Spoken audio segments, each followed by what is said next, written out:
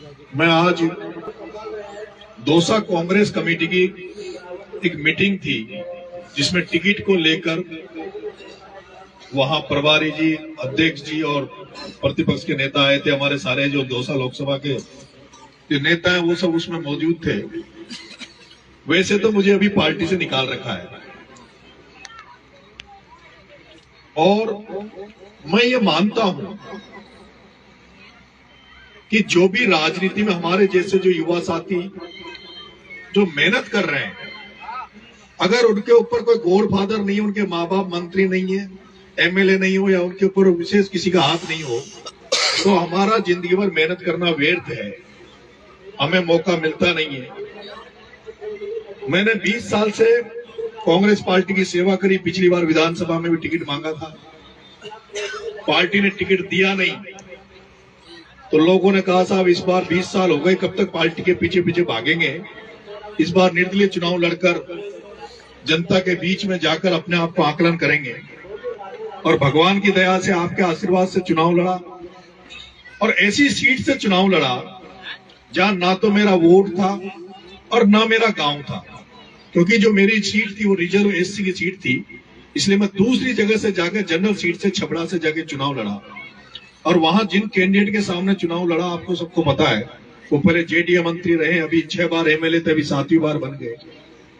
बड़े पैसे वाले थे, पैसे क्या यूज करना जानते थे कि चुनाव में पैसे का कैसे इस्तेमाल होता है। फिर भी लोगों ने मुझे आशीर्वाद दिया और 45,000 रुपए आए। लेकिन निर्दलीय चुनाव लड़ने से पहले लोग ये कहते थे कि इसको सवाई माधोपुर, करौली, दौसा में लोग जानते, उधर कोई नहीं जानता।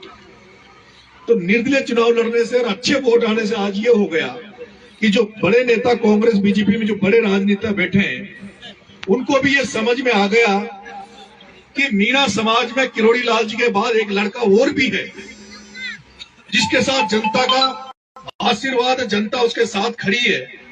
और वो अब मेरे बारे में आकलन भी करने लग गए कि कोई एक ऐसा शख्स हाड़ौती में भी है।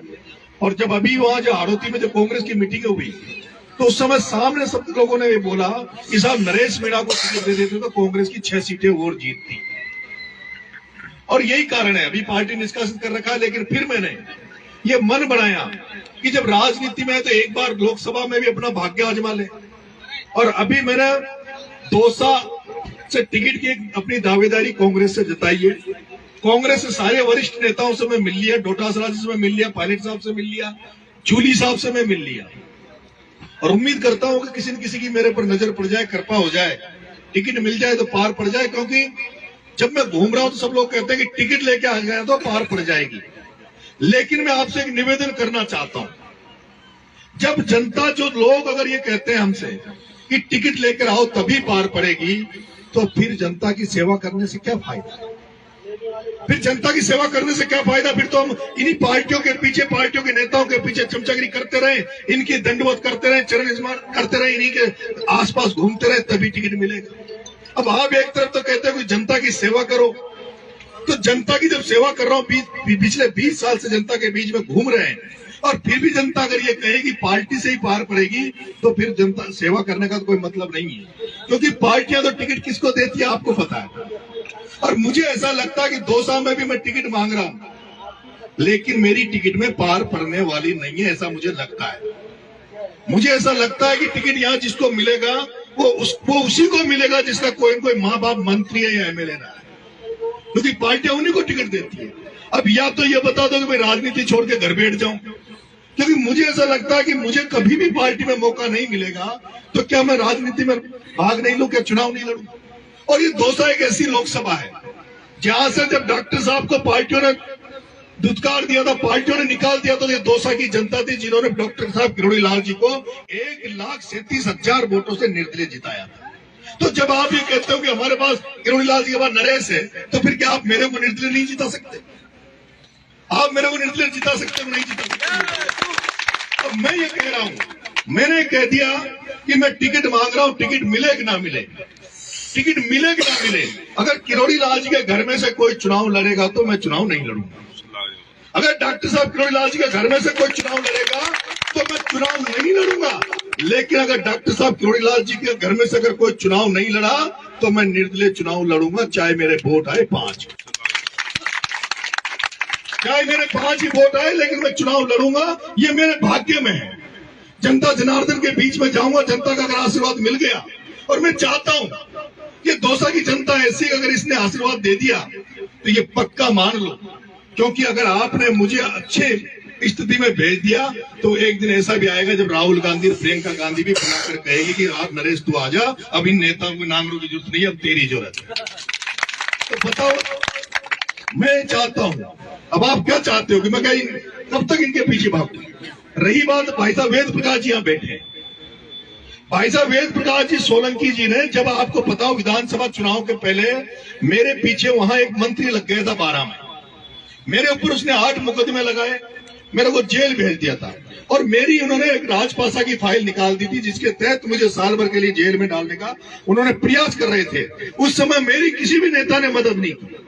मुझे जो अपने लोग जो बनते हैं, अपने वर्ग में जो आते हैं, उन्होंने भी मेरे से कोई मदद नहीं की। तब फिर मैंने वेद प्रकाश जी भाई साहब को फोन किया, मैंने भाई साहब मेरी मदद करो, और मैं धन्यवाद दूंगा रमेश जी भाई साहब को, आपके चाकसू के भरत जी भाई साहब को, इन सबको मैं धन्यवाद देना चाहता हूं कि इन लोगों ने उस समय भी मेरे जो बुरे दिन थे, विपरीत परिस्थिति थी, जब मेरे को दंड दिया जा रहा था, जब ये मेरे साथ खड़े थे, और जब मैं वेद प्रकाश जी भाई साहब के पास गया तो ये पहला एक ही आदमी था पूरे राजस्थान विधानसभा में, ये अकेला वेद प्रकाश सोलंकी था जो आपके भाई को, आपके बेटे को ले जाकर हरीश मीणा के पास ले गया। फिर हरीश जी के बाद में ये शुद्ध राजस्थान के डीजीपी के पास मेरे माँ बाप को लेके गए, सीएम के पास मेरे माँ बाप को लेके गए। अगर उस विपरीत कंडीशन में अगर मेरा कोई साथ दिया तो केवल वेद प्रकाश जी सोलंकी ने दिया है, इसलिए मैं इनका बहुत बहुत धन्यवाद देता हूँ और आभारी। आज भी मुझे पता है, मैंने भाई साहब से कहा यार भाई साहब आपका भी इसी लोकसभा में विधानसभा पड़ता, आप भी मेरी टिकट की मदद कर दो। तो इस व्यक्ति ने, केवल इसी अकेले व्यक्ति ने ये कहा खुल के कि भैया मैं तो अगर कोई टिकट की अगर कहीं बात चलेगी, कहीं भी नाम आएगा तो नरेश मीणा का लूंगा। और आज भी मुझे विश्वास, खुशी है कि ये खटाना जी भी मिलते हैं, मुरारी लाल जी से भी मिलते हैं, सबसे मिलते हैं। इनका एक कहना है कि भाई नरेश को टिकट देते हो तो चुनाव जीतेगा, टक्कर में आएंगे, नहीं तो चाकसू में तो ज्यादा उम्मीद मत करना। और आज मैं आपसे क्लियर कर देना चाहता हूं कि मुरारी लाल जी ने मना कर दिया चुनाव लड़ने के लिए, मुरारी लाल जी ने मना कर दिया चुनाव लड़ने के लिए। तो अब बताओ, अब मेरे में क्या कमी है भाई चुनाव लड़ने में? मेरे में कैसी कौन सी कसर है जो मुझे पार्टी टिकट ना दे? तो मैं आपसे एक निवेदन करना है, क्योंकि चाकसू में इसके बाद पता नहीं चांस आएगा कि नहीं आएगा, अगर कोई एमएलए मंत्री का छोरा चुनाव लड़े और छोरी चुनाव लड़े, उसी एमएलए मंत्री का छोरा चुनाव लड़े, छोरी लड़े, परिवार का लड़े, तो मैं आपके बीच में आऊंगा, निर्दलीय फोरम भरूंगा और फिर से आपका आशीर्वाद मांगने आऊंगा। प्लीज मुझे आशीर्वाद देना, प्यार देना, और नहीं तो मना कर देना, मैं घर बैठ जाऊंगा, राजनीति छोड़ दूं। मैं राजनीति छोड़ दूं क्योंकि मेरे 20 साल हो गए भागते भागते। मैं राजस्थान विश्वविद्यालय में 2002 में चुनाव लड़ा, जब से मेहनत कर रहा हूँ, खूब भागा दौड़ी करता हूँ, खूब डीजल बनाता हूँ, खूब घर को मैंने फूंक दिया, बच्चे मेरे दुख पाते हैं, लेकिन मुझे नहीं लगता, इसलिए अब तो मैं जनता के बीच में जाऊंगा, जनता का आशीर्वाद मिल जाएगा तो पार पड़ जाएगी। पता नहीं डॉक्टर किरोड़ी लाल जी की तरह आप मुझे भी बनाकर मुझे भी भेज दो तो प्रियंका गांधी, राहुल गांधी, सोनिया गांधी भी जान जाए तो कोई मीणाओं को छोड़ो जो निर्दलीय जीत रहा है। ठीक है, ठीक है साहब, धन्यवाद, राम राम।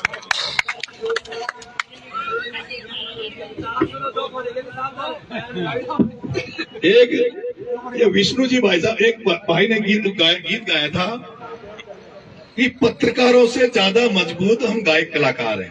भाई साहब ये बिल्कुल सत्यता है। डॉक्टर साहब किरोड़ी लाल जी का भी जो चुनाव था तो 4-5 दिन पहले माधोपुर में इस तरह की हवा थी कि पता नहीं जीतेंगे नहीं जीतेंगे, पर जैसे ही विष्णु भाई साहब ने गीत गाया कि माधोपुर की जनता लाज राखजो बुढ़ापा की, और जैसे विष्णु भाई साहब ने वो गीत निकाला और उस गीत का एक एक शब्द का जो असर पड़ा माधोपुर में, उस गीत का ऐसा असर पड़ा कि बुढ़ापा की लाज राखजो, पूरे माधोपुर ने एक तरफा। भाई साहब विष्णु जी, बड़े बड़े नेताओं से फर्क नहीं पड़ता जितने आपके शब्दों से फर्क पड़ता है। अगर एक मार्लियम कोई काट दो भाई थाई जो, क्योंकि मेरा भी इन्होंने गीत निकाला था छबड़ा में, और इनका विशेष आशीर्वाद गायक कलाकारों पे मेरे पे रहता है। और मैं पहला सौभाग्यशाली हूँ जो मेरे लिए भाई साहब विष्णु जी, भाई कान्हा जी मेरे वहां ब्लड डोनेशन में गए थे। आप सबका आशीर्वाद मेरे पे बनाए रखना। मुझे विश्वास है आपने एक बढ़िया सा निकाल दिया, बढ़िया धमाका।